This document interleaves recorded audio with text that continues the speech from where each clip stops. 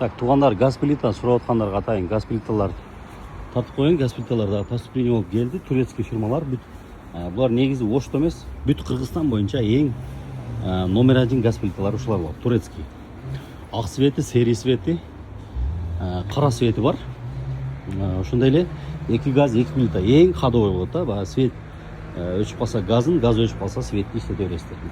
Газ контрольдер менен бүт бардығы. Ең таза, ең сапаттуу газ плиталар дал ушундар болады. Эгерде өзүңүзгө алып узагыраак мөөнөттө сапаттуу газ плита алайын десеңиздер, дал ушуларды сунуштайм да туугандар.